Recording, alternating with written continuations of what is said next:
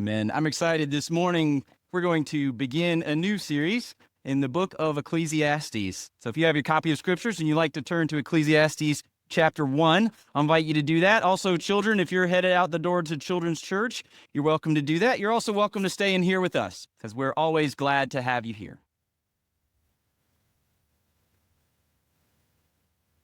Does life ever feel like one big treadmill?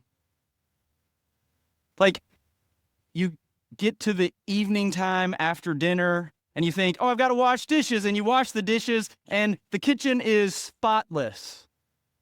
And how does it look by, say, noon the next day? Or at least 24 hours later?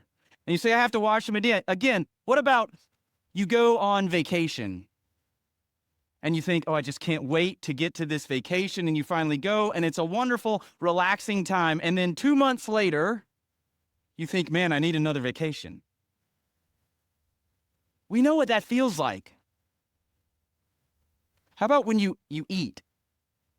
You know, and some of you think, you've had those meals where you go away thinking, I could never put another bite in my stomach. And depending on your age, if you're a teenage boy, 30 seconds later, you're hungry. Or maybe it takes a little longer, but there's this sense, there are these things in life that happen time and time and time and time again. And if we stop and sit with it, we might have to say, wait, what's the point? You go to bed every night.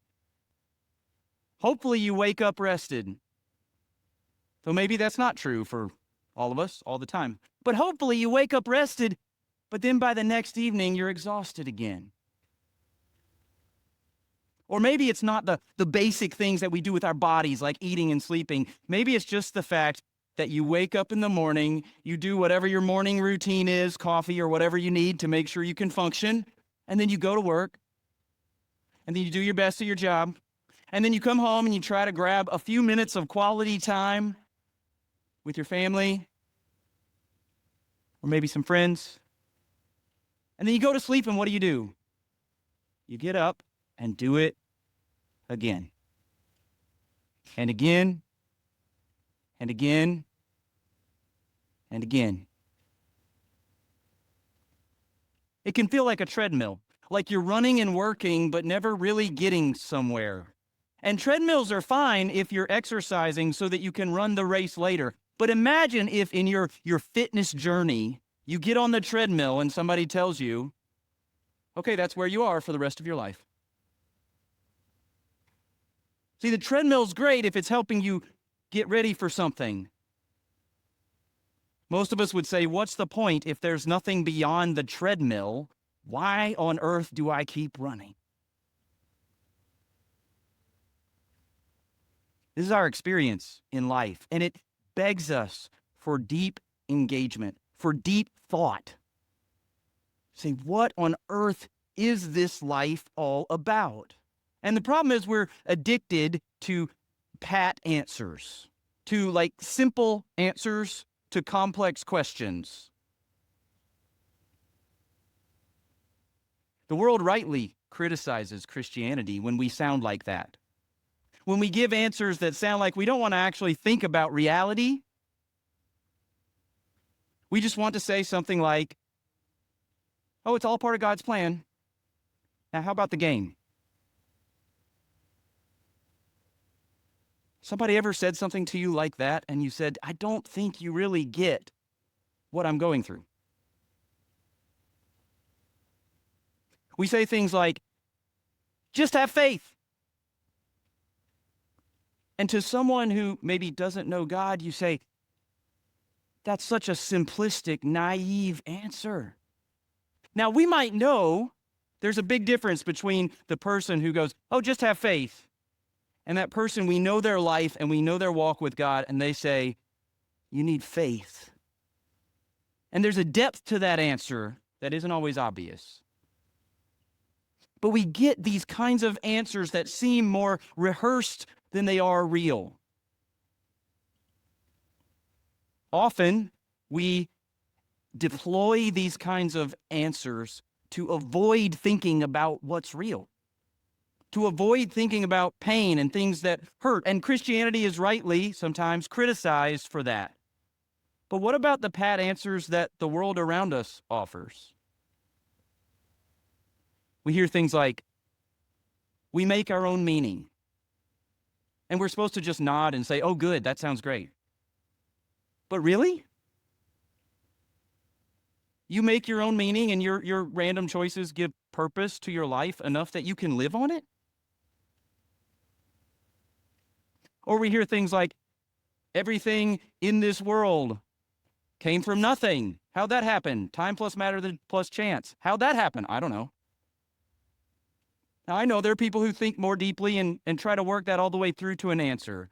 But the point is, recognize all of us, not just Christians, not just atheists, not just any other category you want to put in there. We all tend to be addicted to these shallow answers that don't really deal with the problem. In the book of Ecclesiastes, Solomon is not going to let you sit with overly simple answers to complex, difficult questions. In this book, he's going to say, let's talk about, a few little things like the meaning of life, legacy, money, pleasure, work, toil, oppression, injustice, worship.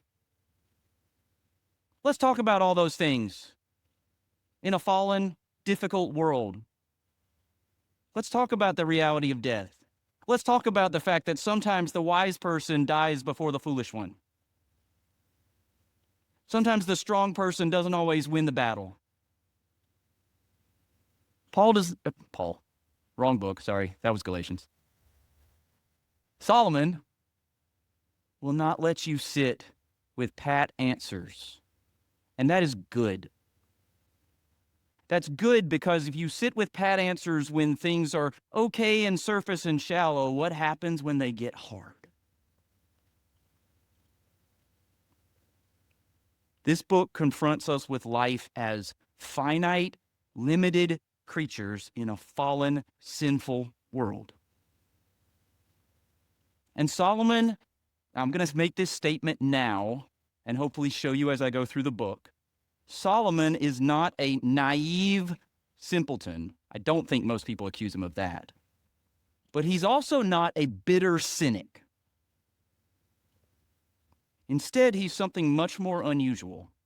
He is an honest, thoughtful man.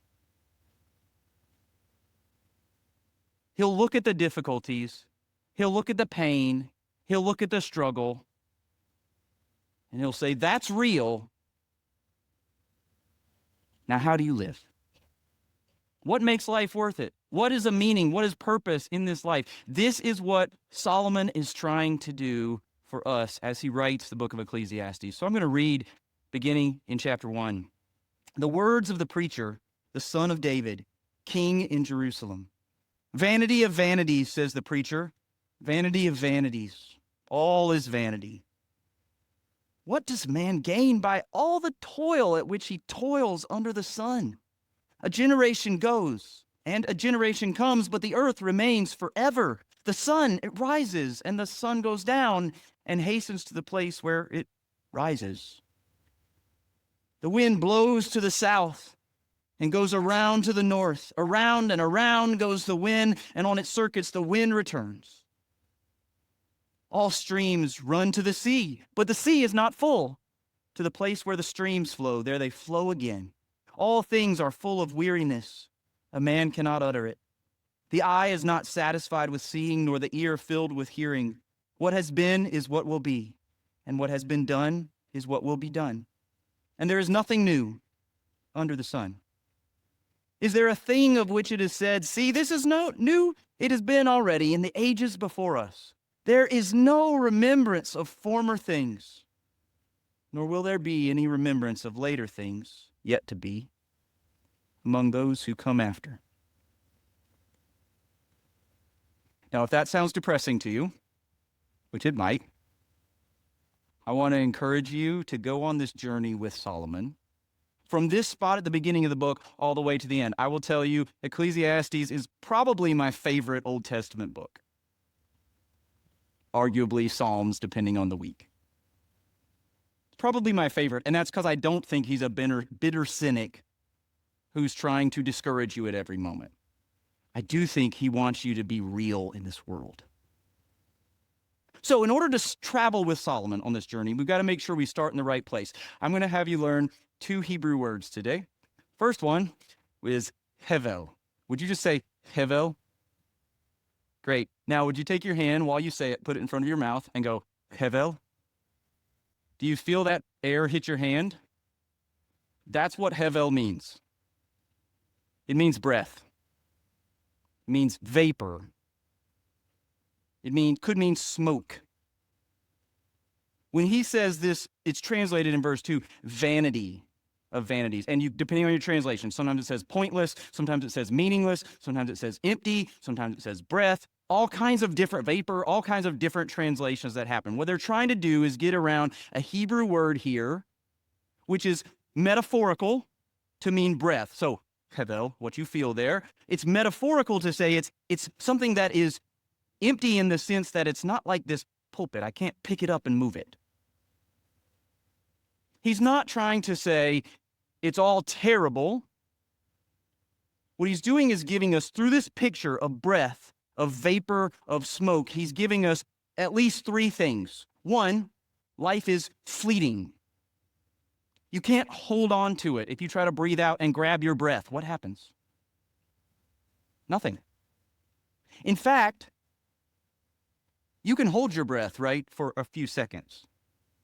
I thought about asking you to do that for however long you can, but I won't. You can hold it. You can keep it in for a few seconds. Maybe you could set the world record. Unaided breath hold was almost 12 minutes. That's without oxygen to start with. Somebody's done it for like 20-something with oxygen to start with. Unbelievable, right? Sure, but how long is 12 minutes compared to your life?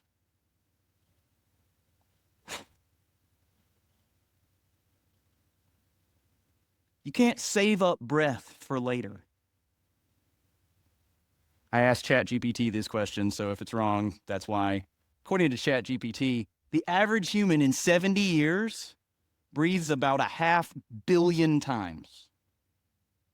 But here's the thing, you can't decide, for this year, I'm just going to not breathe and save it up for later. Doesn't work. Solomon says life is Hevel. It's fleeting. You can't grab it. You can't save it. You can't do any of that with it. It's like breath. Now, none of us think breath is a pointless, meaningless thing, do we? You're all breathing right now, and now that I'm talking about it, you're all thinking about your breathing, probably. No, we rejoice in breath. Like God's given us life. I'm breathing his air that he's made so that oxygen and lungs and carbon dioxide all do the stuff that they do, whatever all that is, right? So that I can live. Breath is not a bad thing. But you can't hold it, you can't grab it, you can't save it. So life is fleeting. This picture also tells us because you can't grab it, you can't control it. Imagine if you said, hey, I'm just going to bottle up a bottle of breath so I have it for later. It just doesn't even work. It's also not, since you can't control it, you can't grab it and understand it, it's also hard to define. It's like it's almost insubstantial. That's why some translations will translate this, life is a riddle or an enigma or a mystery. It's like it's wispy. If we were to go outside, maybe you do this with your kids or your grandkids, and you go outside and you look up at the clouds and you say, oh, that one looks kind of like a horse, right? And somebody else goes, oh, no, I think it looks like cheesecake. Okay, horse and cheesecake don't really have that much in common, right? But it's a cloud, so you can kind of do that. It's hard to define it. It's hard to say, here's the meaning. This is clearly what it is. And somebody else says, no, it looks totally different. That's part of what this sense of vapor, this wispiness, this sense of life, you try to say, what's the purpose in life? This difficulty happened this week. Okay, I know exactly. This is the meaning of it. This is the purpose. Do you really? Not usually, because life is Hevel. Life is fleeting.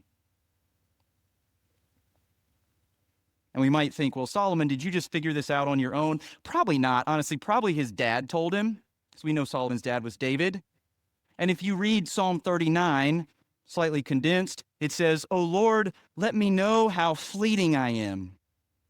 You have made my days a few hand breadths," like the width of your hand.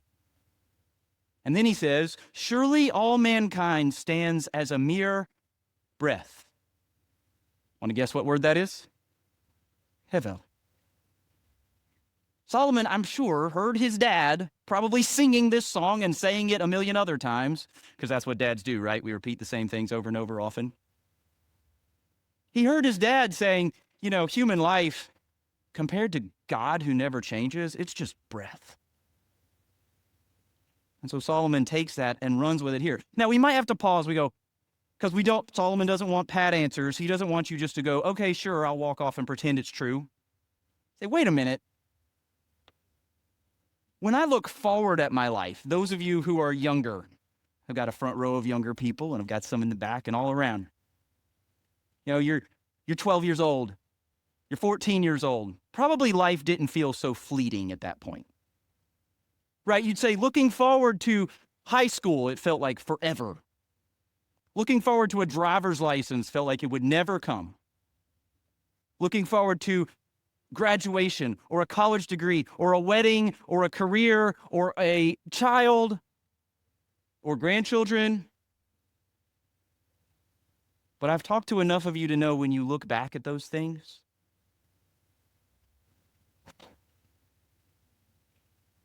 it goes so fast. It's fleeting. You can't just grab it and keep it and hold it. So we say, okay, Solomon, I get it. You're right. Life does seem to be fleeting and fast. But Solomon, you said all is vanity. Like everything? I mean, I get that some things. But you mean literally everything? In fact, later in the book, Solomon, you're going to say, fear God and keep his commandments. You're going to say there's gain in wisdom. You're going to say some things that you seem like you're saying they're good. Are they also just fleeting breaths? In order to do that, we need to know a second phrase. We won't get the Hebrew word for this one. We'll do that in a minute. Second phrase, and that's found at the end of verse 3, under the sun. This is a beautifully poetic phrase. If we walk out there into the parking lot and we look up, not directly at the sun, kids, don't go blind. You go out and you look up. What do you see? You see blue skies. Maybe you see clouds. I'm not sure right now. But you see the brilliance of the sun reflecting in our atmosphere. Do you know that there's something above that? Of course you do. Say, I saw maybe last night, you see stars and comets and galaxies. You see this reality that's not under the sun.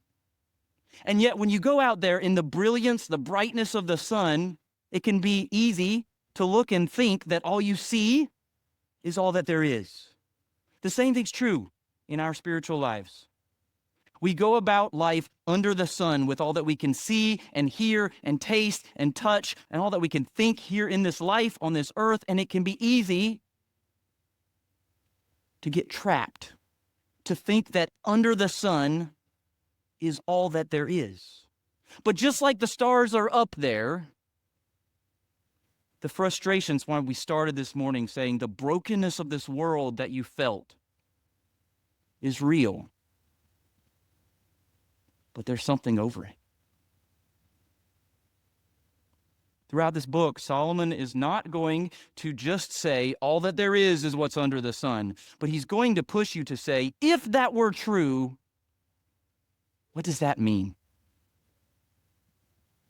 So when he says all is Hevel throughout this book, he's saying when you consider existence under the sun, if you live like what you can see on this earth is all that there is, if you live like the treadmill is it, and you're running on the treadmill, but there's nothing beyond it, then not only is it fleeting like breath, but that's when it would actually be appropriate to translate it pointless, meaningless.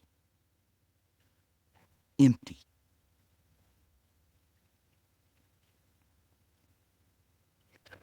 So his first big statement on how you want to journey through this book, everything is fleeting.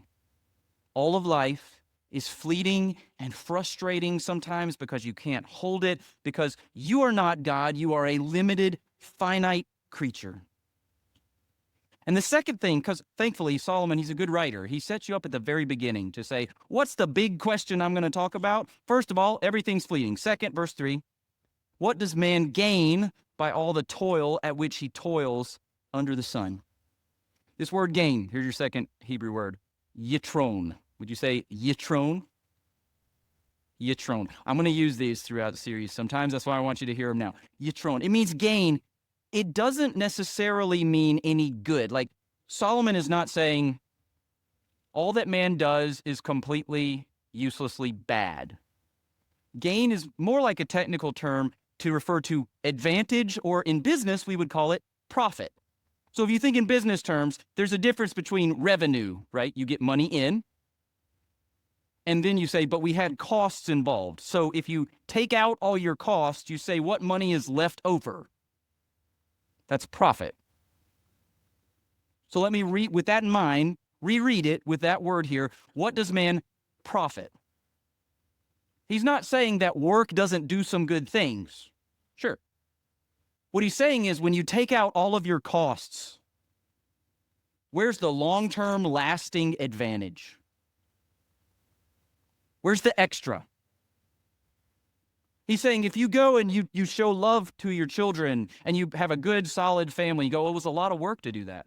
You go and you work hard at your job to provide for your family, and it's a lot of work. You say, well, that was a lot of cost, and there's good that came out of it.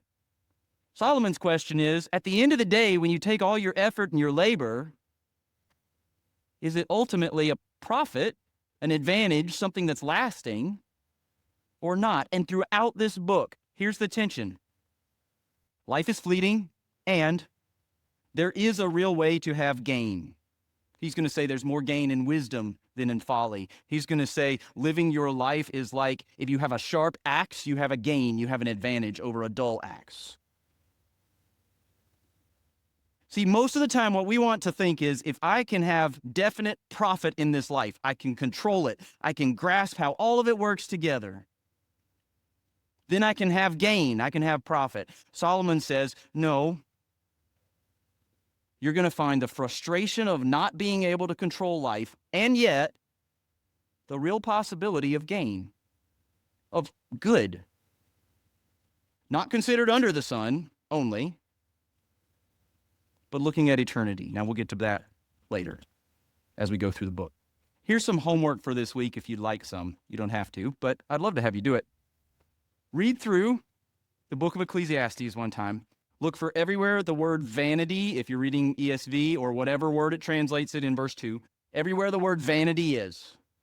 And when you do, I want you to pause and think, Hevel, fleeting, uncontrollable. Say, that's what he's talking about. And then read everywhere in the book that he uses the word gain in the ESV. And think, okay, that's Yitron, that's profit. That's long-term advantage beyond just, I paid this amount of effort and I got this good out, but something that's actual profit and advantage.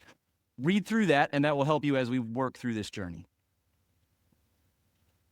So with that question, where does Solomon want you to go to start with? We look at verse 4. He says, think about cycles in nature. Specifically, first, cycles of people. Solomon says, hey, if you individually are fleeting, don't forget, so are generations. We know this. As you get older, you think most of your friends tend to be about the same age group. When you're 20, you say, well, most of my friends don't have kids, but they have parents and grandparents who are alive. And then you get a little bit older, and maybe you get to 40 and you start saying, oh, most of us don't have grandparents who are alive, or maybe not all four at least. And you get a little older and you start saying, most of my friends don't have parents who are alive. And then you get a little older and you start saying, many of my friends have gone on. And we know that's how it works. We don't have to be told that. Solomon didn't give us new news here. Solomon says, generations go and come. Now, I think that's interesting. We would normally say they come and go, right? And they would in Hebrew too. He reversed the order on purpose. Because this is instructive to us. The idea is whatever generation you're in, the tendency is to think that previous generation got some stuff wrong. They're going to move on. We're going to get it better. And we're going to leave something better to the next generation. Guess what the generation before you thought? And the one after you. And the one before that, and the one after that, and it will be. Because Solomon is saying this is how it works. Generation goes, and you say, they're moving on, taking their errors, we're going to be better. We'll have profit and gain. We'll make sure that we have that advantage. And this next generation coming, they'll be even better yet. And yet, that's not what we see always in history, is it? And especially when you compare a generation, even however many people you want to think of in a generation, compare their impact to what he does as he continues in verse 4. The earth remains forever. Most of us can't name anybody who lived in the generation from, let's say, 1835. Now, if we pick the right years, maybe we go, Civil War, maybe there's some people there, sure. But most of us can't. And even if we could name a couple. These generations come and go. And so he says, well, think about not only people, think about nature. Think about the sun. It rises, it sets. And notice the way he describes it. It hurries back to the place where it's going to rise again. This cycle keeps happening. And it's like Solomon is asking us to say, how on earth do I have meaning and purpose in my life when there are these giant cycles that keep moving and I can't change them at all? You can try. You can say, I'm going to stop the sun from rising today. Good luck. You won't. You can say, I'm going to stop the wind from blowing. I mean, you can put up a block, maybe. You could put up a wall. You could do some things, but you don't stop the cycle of the wind. I'm going to stop water from evaporating. No, you're not. We live in a world that constantly reminds us of how small we are.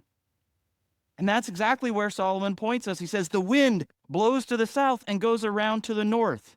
Now, we can use wind. We can set up windmills. We can generate power. But go try to get a bottle of wind and save it to use it later. You can't. So he says, look at the water cycle.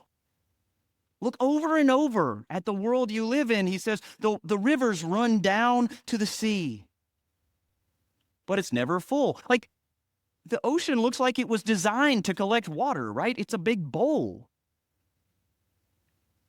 And yet, it's never full. Solomon drives us then because he's not only talking about geology here, right? He says, wait a minute now, think about you. Think about the things in you that were designed for a purpose and are never satisfied. The eye is not satisfied with seeing, nor the ear filled with hearing. It always wants something more.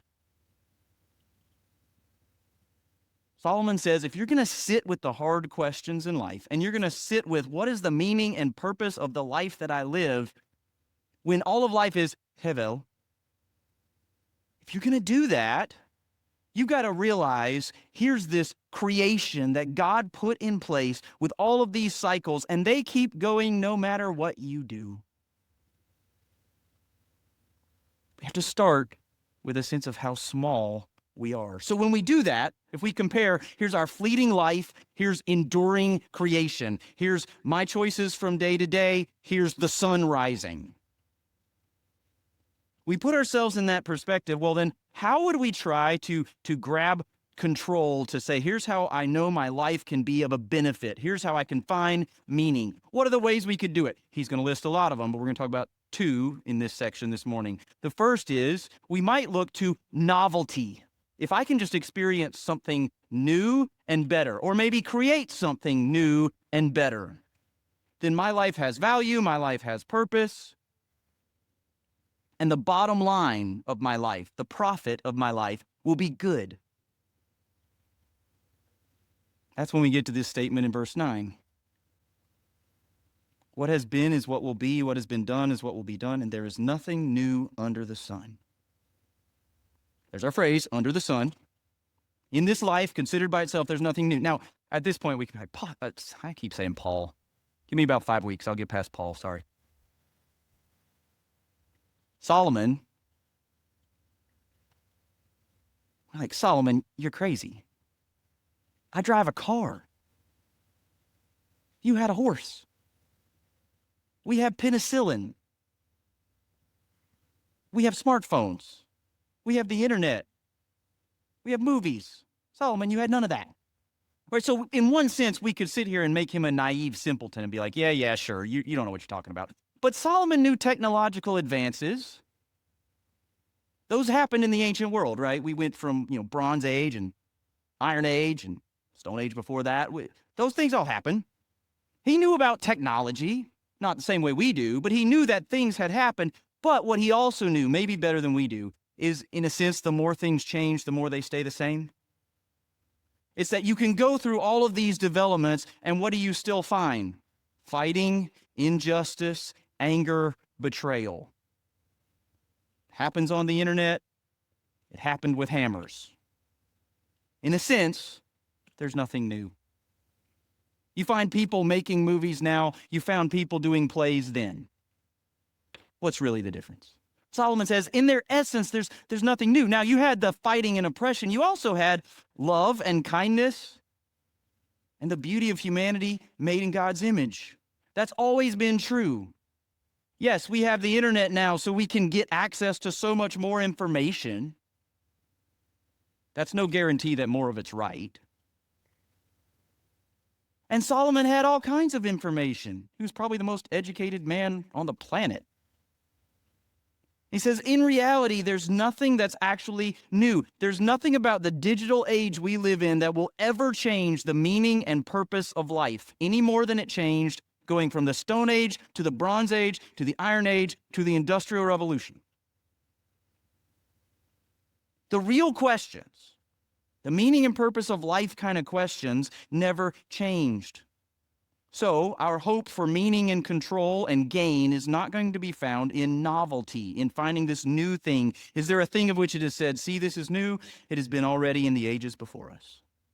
And the second way we might try to achieve gain is not through novelty, but through legacy. So Solomon says, if you draw the timeline out enough, there's nothing really meaningfully remembered. That's verse 11. There's no remembrance of former things, nor will there be any remembrance of later things yet to be. How many of you remember what you were doing 11 years ago today? I would be utterly shocked if you did. I didn't pick like 9/11 or something like that where you would probably actually remember. You probably don't. 11 years. That's not really that long. Let's be honest, how many of you remember what you were doing 2 weeks ago today, right? That's a little harder. We don't remember sometimes. We don't remember people, but we don't even remember what we did because for most of us, our memory of our life, it runs together. There's one way to illustrate it in this room. How many of you ever personally met John Stone? Did you raise your hand? So many of us, but many haven't. My hand's down because I didn't. If I ask that same question in 20 years, how many hands will go up? If you don't know, John Stone was pastor here at Berean Bible Church for a long time, 40 years. If I ask it in 20 years, if I ask it in 40 years, how long does it take before somebody says, oh, I know that name, it's on our gym over there? And how long does it take before the gym's not there? Things pass. Even meaningful, impactful, good things. There's no permanent remembrance. So we can get here and say, Solomon, thanks a lot. You're quite the depressing sage. But his message isn't that life is depressing. His message is life handled in a certain way is depressing. Just like breath is a wonderful thing if you breathe in and breathe out. But if you decide you're going to hold it, you're going to find it's difficult fast.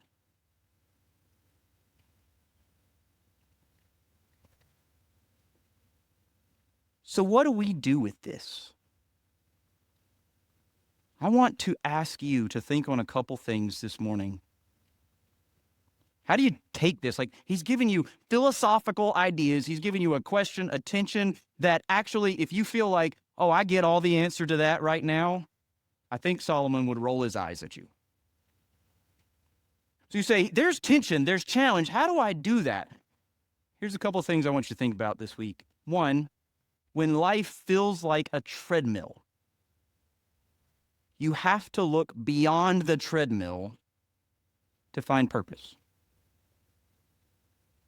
Those of you who are runners, if you run on a treadmill, you probably do it to say, I want to run the race well.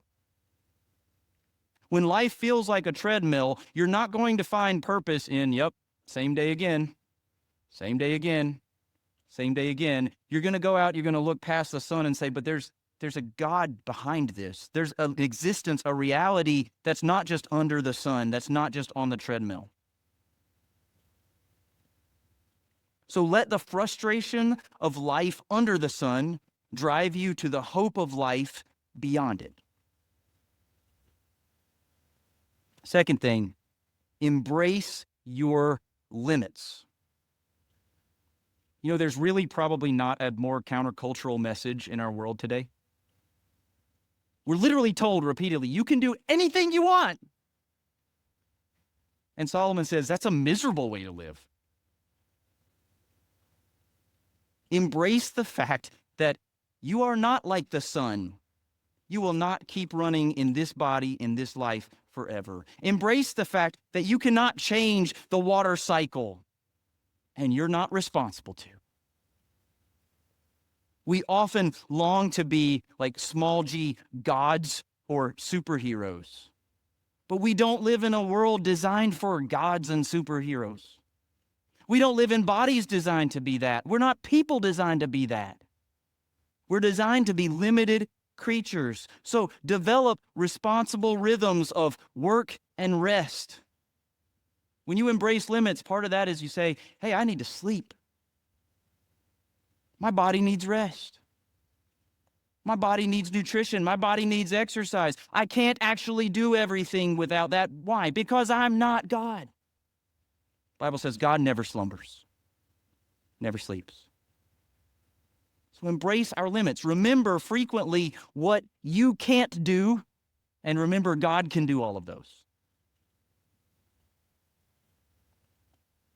Then, as you think on these kinds of tensions, remember, novelty will not solve your desire for meaning and control. I think the place we see this maybe the most, I didn't bring it up with me, but it's normally in my pocket, my smartphone. What is that full of? A smartphone connected to the internet is just a machine to give you new stuff over and over and over and over. And they're really good at it, by the way. At hooking you on something, you go, oh, this is new. This is new. And next thing you know, you've scrolled for 3 hours. I want to encourage you when Solomon says, is there a thing of which it is said, see, this is new, it has been already in the ages before us. He's saying that itch to see the new thing that the internet and the smartphone tries to catch you with, it's bait in a trap. It's not going to give you meaning and gain and success and all the stuff you want in this life. It's a tool. We can use it in some ways. I'm not anti-technology. I am anti-scrolling in a way that says my hope and my fulfillment in life is built on seeing the next new thing. Why do you think we have so many streaming options, right? Netflix, Prime Video, Disney, Peacock, Hulu, YouTube TV, Roku TV, and those were the ones I could list really quickly. I didn't even list YouTube. I listed YouTube TV, but not YouTube. Duh. Why do we have so much of that? Because we as humans are so easily drawn in by, oh, that's new, oh, that's new, oh, that's new, oh, that's new. And we get deceived to think that's going to solve these kinds of questions that we have. So I want to encourage you, spend time with God. Ask Him to break the hold of always looking for something new. That could be some simple ways you could do it. Speaking to myself, I was trying to think of ways that I get wrapped into it. Go find an old book you've read before and read it. Just because you say something new is not going to solve my problem. Go watch an old movie that you say, this is really, really good, instead of scrolling 45,000 new short videos on YouTube. To remind you that my hope is not found in something new, but in God who gives all good things to enjoy. If I could say it directly, put your phone down more. And the harder that is for you, the more you need to do it.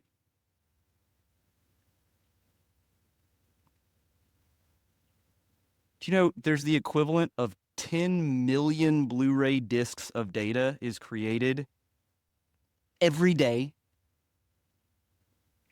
That's insane. People estimate 90% of the world's digital data was created in the last 2 years. Why do they do that? Because people keep going to look for new stuff and think it's going to solve their problems. New is not going to solve what goes on in your heart. It's not going to solve the deep questions. Stop scrolling and hoping for something new to distract you and go to the God who can actually answer those questions. And one reason it's so important is because it filters into our spiritual life too. How many times do you read your Bible, go away, and you think, I didn't really see anything new? Maybe you came to sermon and said, I didn't really hear anything new. Or Bible study. The fact that we have that question, though, means we're sometimes looking for the wrong thing. Solomon says, new is not going to solve it for you. Instead, you say, I want to love my Heavenly Father. I want to spend time in a relationship with Him. So what if what He does is say, here's a truth you've known and loved before. Come love it again. Praise God for that. Novelty is not going to solve it. Neither is legacy. Again, Solomon asks you to embrace this truth. Your job in life is not to build a monument. Certainly not to you. Your job in life is to breathe in and out. Take the life God's given you and breathe it out in praise for Him. Not to hold it and build a monument. Breathe it out. So think about your relationships. When you spend time with your family or your friends, are you present in that small moment, or are you more concerned about the legacy, the future, the monument, the reputation? Where's your hope?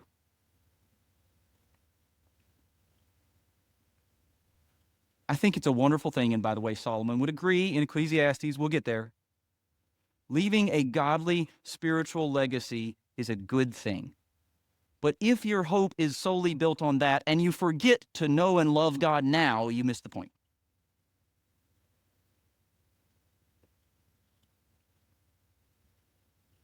Life is fleeting. Hevel. It passes. You can't grab it. But there is gain. There is good. There is a profitable, good way to live this life. How do we hold those two things together and not go crazy? The answer is not novelty, and it's not legacy. The answer is to look over the sun. Life is about more than what you experience and see right here. Solomon's answer ultimately will be that we need a deep commitment to the fact that human existence is more than just the treadmill we see and we feel. It's a good God who gives in creation. And as we celebrated earlier, who gave himself for us so that you can know him, so that you can love him, so that you can rejoice in him. So I invite you to take a moment and ask God to work through his word today, through this series. Ask him to help you in wrestling with the challenging questions. Thank him for his goodness as the God who gives. Spend a moment in prayer, and then I'll close.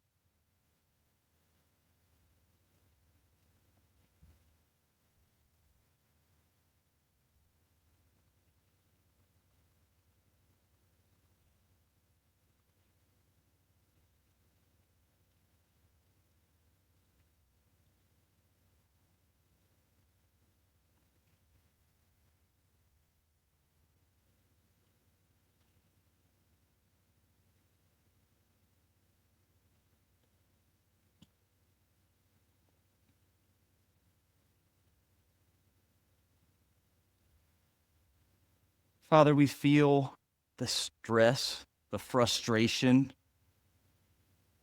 of just trying to make sense sometimes of this world that's around us, of our lives.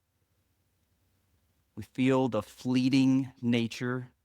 We long to hold on to joys and opportunities that we can't seem to keep. I pray that you would draw us to understand our lives not merely under the sun.